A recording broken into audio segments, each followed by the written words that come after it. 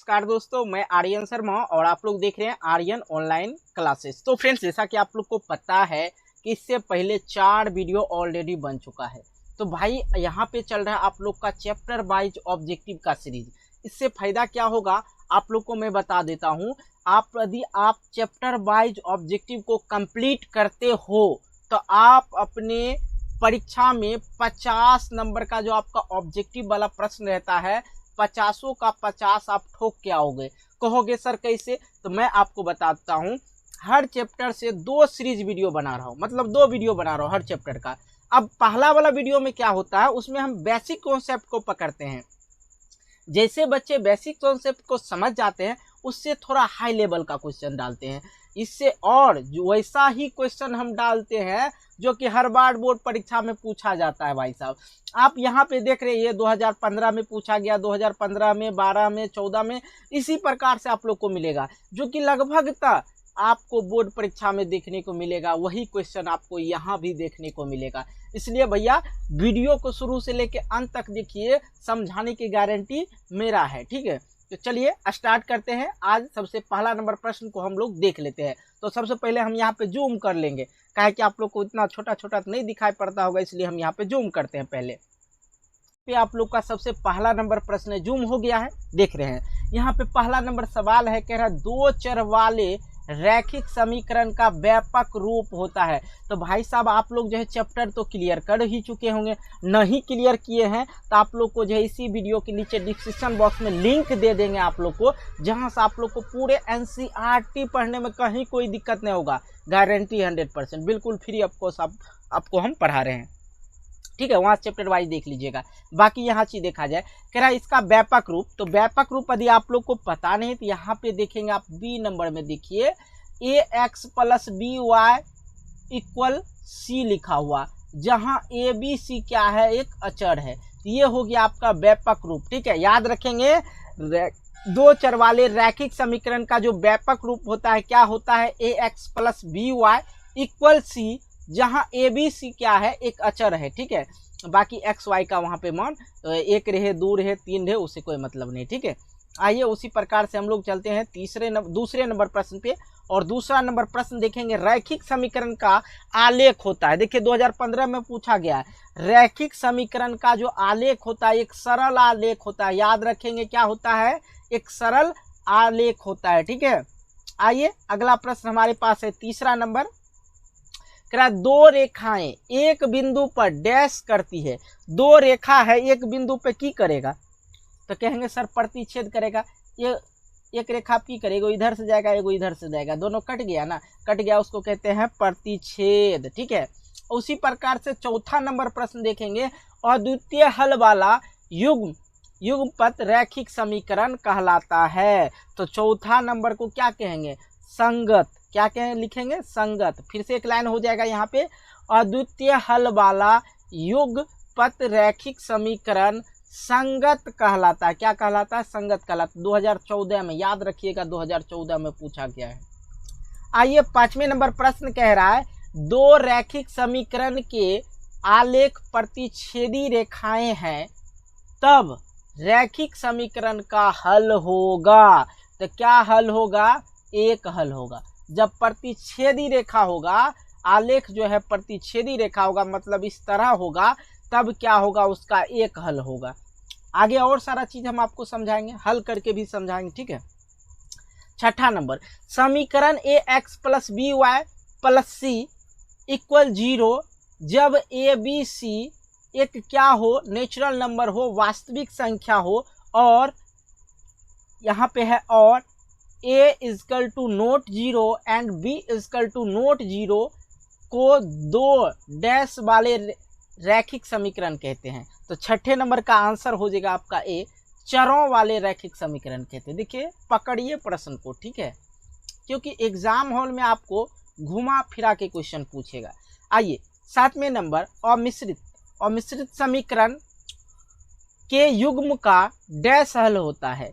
तो 7वां नंबर आप लोग को याद ही होगा, क्या होता है, अनेक हल होता है। 2014 में पूछा गया बाबू, याद रखना है। ठीक है, उसी प्रकार से 8वें नंबर को प्रश्न को देखेंगे हम लोग, और संगत समीकरण के युग्म का डैश हल नहीं होता है।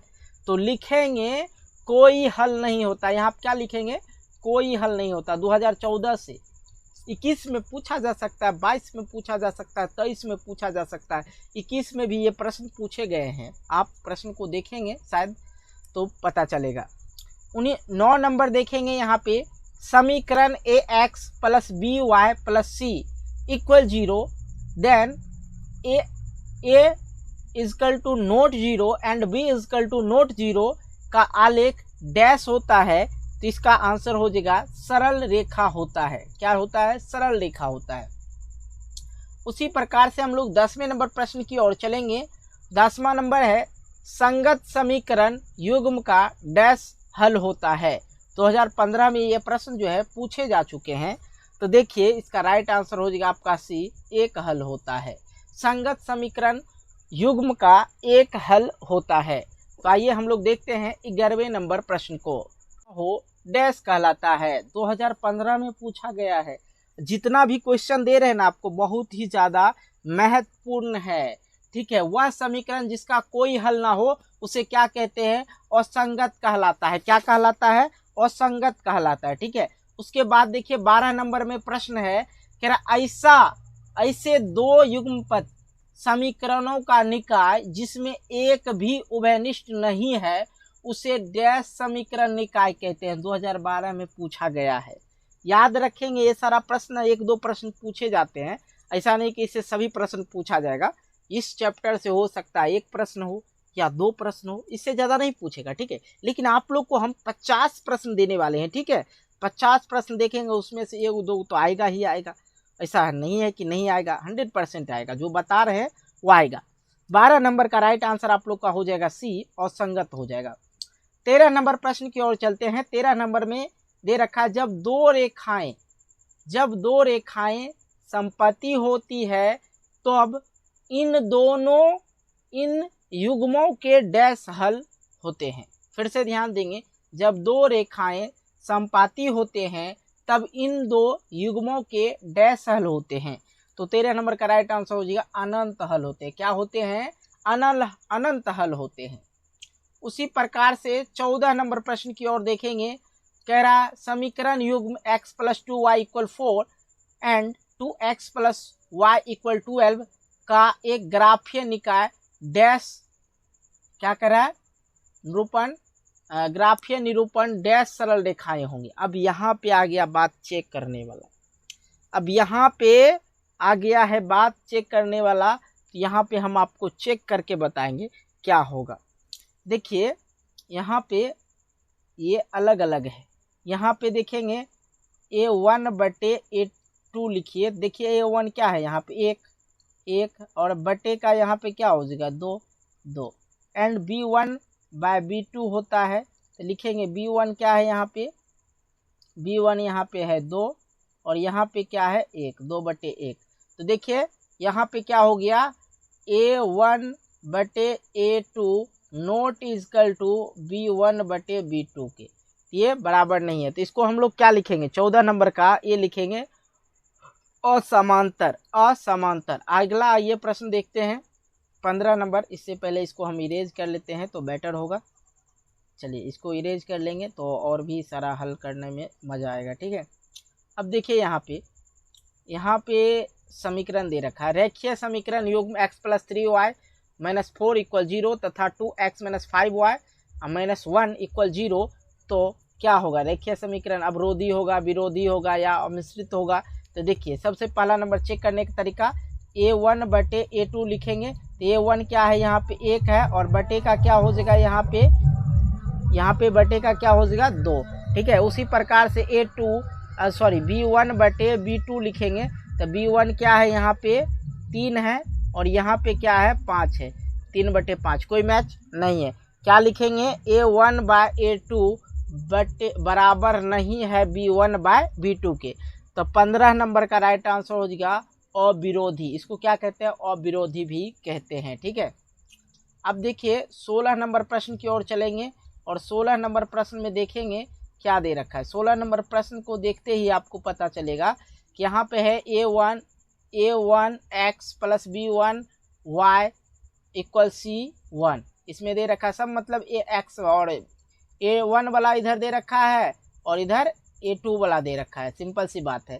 और यहाँ पे कह रहा है A1 बटे A2 बराबर नहीं है B1 बटे B2 के, तब इनका कौन सा हल होगा। 16 नंबर का जो आप लोग का राइट आंसर हो जाएगा बी हो जाएगा और द्वितीय हल हो जाएगा, ठीक है, और द्वितीय हल हो जाएगा।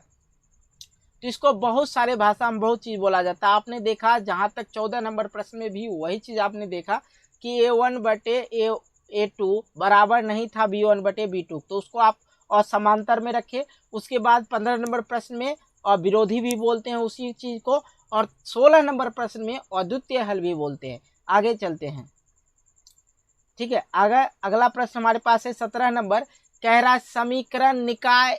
यहाँ पे देखिए वही चीज़ दे रखा है A1 बटे A1, ये पहला समीकरण है, ये दूसरा समीकरण, सिर्फ इसमें A2 लगा दिएगा और कुछ है नहीं। का यहाँ पे है का अद्वितीय केवल एक हल होंगे यदि एक हल होगा। अद्वितीय हल मतलब ऊपर वाला जो प्रश्न आप देखें यहाँ पे, अद्वितीय हल का मतलब होता है एक हल का, एक हल भी बोला जाता है, याद रखेंगे आप लोग, ठीक है। अब देखिए 17 नंबर में वही प्रश्न है, जब नहीं हो तो क्या होगा, ठीक है। तो क्या होगा, एक अद्वितीय हल, देखिए यहाँ पे दिया है अद्वितीय हल। मैं पहले इसको इरेज करके आप लोग को अच्छी तरह समझाने की कोशिश करता हूँ, ठीक है। यहाँ पे देखिए अद्वितीय हल या केवल एक हल होगा, तो यहाँ पे कंफ्यूज नहीं होना, बस मार देना है टिक।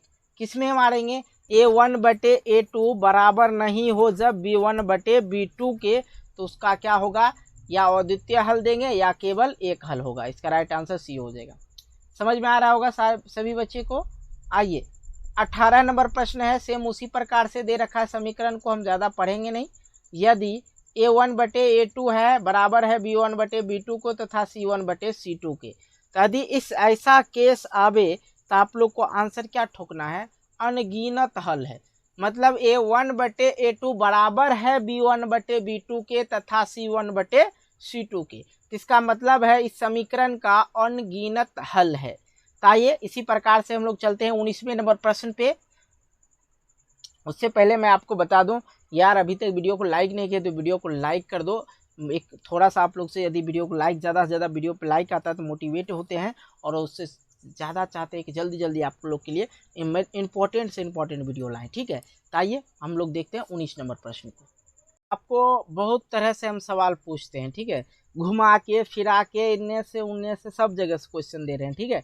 देखिए 19 नंबर में फिर उसी प्रकार से समीकरण दे रखा है, ये पहला है, ये दूसरा है, और कह रहा है कि कोई भी हल प्राप्त नहीं होगा यदि, मतलब कोई भी हल प्राप्त नहीं होगा यदि, कब कोई हल प्राप्त नहीं होगा, आपको ये बताना है जब, यहाँ पे याद रखना है, जब A1 बटे A2 बराबर हो B1 बटे B2 के तथा नहीं बराबर हो C1 बटे C2 के।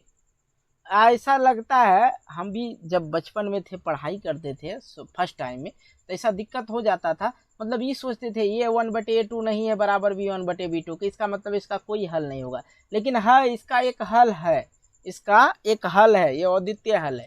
लेकिन जब सारे बराबर हो तो अनगिनत हल है। यहाँ पे A1 बटे A2 है बराबर B1 बटे B2 के, नॉट इक्वल टू C1 बटे C2 के, तो इसका मतलब है इसका कोई भी हल प्राप्त नहीं होगा। समझ में आ गई बात, कहानी से तो अच्छी तरह से याद हो जाएगा, ठीक है। आइए 20वें नंबर प्रश्न की ओर चलते हैं। 20वां नंबर प्रश्न है यहाँ पे, यदि AM not equal to BL के, BL तो निम्न समीकरण युग्म AX plus BY equal C तथा LX, देखिए ये पहला हो गया, ये दूसरा, LX plus MY equal D का क्या होगा। बिल्कुल जाहिर सी बात है, यहाँ पे ABCD है, XYZ है, यहाँ पे XYZ है, XY और यहाँ पे D है, ठीक है। ऐसे में क्या होगा, बहुत सोचने वाली बात है भाई। अब सोचना नहीं है, अद्वितीय हल होगा, क्योंकि यहाँ पे X है, यहाँ पे X है, यहाँ पे Y है, Y, यहाँ पे Y, ठीक है, और यहाँ पर D है, तो उससे टेंशन नहीं लेना, ये वाला डिजिट तो चेंज होगा ही, उससे टेंशन नहीं, तो इसका मतलब अद्वितीय हल है, ठीक है। आइए अगला प्रश्न देखते हैं हम लोग 21 नंबर का। और 21 नंबर तो भाई साहब धांसू सवाल दे रखा है। यहाँ पे A1/A2 बराबर है B1/B2 तथा बराबर नहीं है C1/C2 के। समीकरण निकाय दे रखा है यहाँ पे A1x + B1y + C1 = 0 तथा यहाँ पे एक और समीकरण दे रखा है A2x + B2y + C2 = 0। तो हल होगा, कौन सा हल होगा ये पूछा रहा है। ये समीकरण है और ये समीकरण दे रखा है और इसका निष्कासन ये दे रखा है, तो पूछ रहा है कौन सा हल होगा। तो भाई साहब नहीं कहेंगे इसका कोई हल नहीं होगा। अभी जस्टिन बताए थे आपको कि जब पहला बला बराबर हो दूसरे बला का और दूसरा बला बराबर नहीं हो सबके, तो मतलब है उसका कोई हल नहीं होगा। समझ में आ गई बात। चलिए इसी प्रकार से 22वें नंबर प्रश्न की ओर चलते हैं। कह रहा है यदि समीकरण युग्म 2x + 3y = 7 और बाकी यहाँ पे दे रखा है a + b × x + 2a - b × y = 21 के अनंत हल होगा जब, तब, कब। यहाँ पे आप लोग को भाई साहब हल करना होगा। ये हो गया A2 हो गया, ये B2 हो गया और ये C2 हो गया। तो आप लोग को यहाँ पे देखेंगे इसके बटे में ये आ जाएगा, इसके बटे में ये आ जाएगा, मतलब 2 बटे का क्या हो जाएगा A + b और दूसरा 3 बटे का क्या हो जाएगा 2a - b हो जाएगा। ठीक है, तो कौन सा हल होगा। तो यहाँ पे अब पूछा जा रहा है कि a बराबर क्या देंगे। तो यहाँ पे आप लोग a का मान पुट कर देंगे और b का मान पुट कर देंगे। जैसे a और b का मान पुट करेंगे हल हो जाएगा। हल होने के बाद कौन सा अनंत हल होगा, कब होगा अनंत हल, ये पूछ रहा है। अनंत हल होने के लिए आप लोग को यहाँ पे ये सारे ऑप्शन को ट्राई करना होगा। बिल्कुल आप इसको होमवर्क के तौर पे लिख सकते हैं। इसका राइट आंसर हम आपको बताते हैं हिंट के लिए, ये ही होगा। ठीक है, आइए आज सॉल्व करते, थोड़ा सा टाइम लगता इसलिए। यहाँ पे है 23 नंबर युग्मपद समीकरण 2x + 3y = 5, 4x + 6y = 9 है तो निकाय होगा। बिल्कुल 23 नंबर देखिए, 23 नंबर में यहाँ पे देखा जाए 2/4, 3/6 मतलब 1/2 और 1/2 आ रहा है। यहाँ पे 5/9, 5/9 नहीं कट रहा, ये दोनों बराबर है बट ये बराबर नहीं है। ऐसे में क्या हो जाएगा, असंगत हो जाएगा। बात समझ में आ गया। मतलब ये A1 और A2 बराबर है, A1/A2 तथा B1/B2 बराबर है, लेकिन C1/C2 मतलब इसके दोनों के बराबर ही नहीं है। ठीक है, तो असंगत हो जाएगा। उसी प्रकार से आते हैं हम लोग 24वें नंबर प्रश्न को करते हैं। और 24वें नंबर प्रश्न में कह रहा है निम्नलिखित रैखिक समीकरण में से किस समीकरण युग्म का अद्वितीय हल संभव है। अद्वितीय हल संभव है। ठीक है, अद्वितीय हल संभव है। तो आप लोग इस पे थोड़ा सा गौर करेंगे। देखिए ज़्यादा गौर करेंगे दिक्कत हो जाएगा, इसलिए हम डायरेक्ट बताते हैं। इसका राइट आंसर हो जाएगा सी, अद्वितीय हल। देखिए यहाँ पे इसको A1 मानेंगे, इसको B1 मानेंगे और इसको C1 मानेंगे, इसको A2 मानेंगे, इसको B1 मानेंगे, सॉरी B2 मानेंगे और इसको C2 मानेंगे। अब यहाँ पे बताइए A1 कितना 2 और A2 कितना 4। अब यहाँ पे देखिए B1 कितना है, कुछ नहीं तो 1 और बटे का इधर क्या है 2, तो 2 और बड़ा, फिर इधर देखिए इधर लिखेंगे C6 तो 6 लिखे। अच्छा ज़्यादा 3 वो चेक करने की ज़रूरत नहीं है, 2 को चेक कीजिए आराम से हो जाएगा। 2 एकम 2, 2 दूनी 4, 1/2 हो जाता है। हल कह रहा है समीकरण युग्म का अद्वितीय हल संभव है, तो इसका राइट आंसर यही तो हो जाएगा। मतलब फिर से यहाँ पे गौर कीजिए 2 4, 1/2, 2 एकम 2, 2 दूना 4, यहाँ पे 1 और 2, 1/2 आ ही जाएगा। इसका राइट आंसर 24 नंबर ना, 24 नंबर का सीट कर देंगे। उसी प्रकार से आइए 25 नंबर प्रश्नों को भी हल कर लेते हैं। कह रहा समीकरण निकाय 2x + 3y = 7 तथा 6x + 6y = 11 किस प्रकार का हल संभव है। तो इसमें यहाँ पे पूछा जा रहा है किस प्रकार का हल संभव है। तो देखिए 2/6 और यहाँ पे 3/6 और यहाँ पे 7/11, तो उसको छोड़िए दीजिए। ठीक है, 2 एकम 2, 2 एकम 2, 2 तिया 6, 3 एकम 3, 3 दूना 6, मतलब 1/3 और 1/2 आ रहा है। ठीक है 25 नंबर में। तो यहाँ पे देखिए ये दोनों बराबर नहीं, आपस में बराबर नहीं, मतलब A1/A2 बराबर नहीं है B1/B2 के। तो ऐसे में क्या होगा, अद्वितीय हल होगा, वास्तविक और अद्वितीय हल होगा। तो भाई ये था आज का इस वीडियो में 25 प्रश्नों का टारगेट हम लेते हैं, और नेक्स्ट वीडियो में भी 25 प्रश्नों का ही टारगेट रहता है। आप हमें वीडियो के कमेंट के माध्यम से आप हमें बता सकते हैं कि आपको कैसा लगा। ये तो था बेसिक पार्ट, और इससे जो हार्ड लेवल का जो प्रश्न होता है वो नेक्स्ट वीडियो में आएगा। ठीक है, इसलिए आप लोग वीडियो का ज़रूर वेट करें। आप लोग को सवेरे सवेरे देखने को मिल ही जाता है, वीडियो को ज़रूर ही लाइक कर देंगे आप लोग, और चैनल पे नए हो तो चैनल को सब्सक्राइब करके नोटिफिकेशन बेल को प्रेस करके ऑल कर ले देना। मिलते हैं अगले वीडियो को लेके, तब तक के लिए बाय, जय हिंद, जय भारत।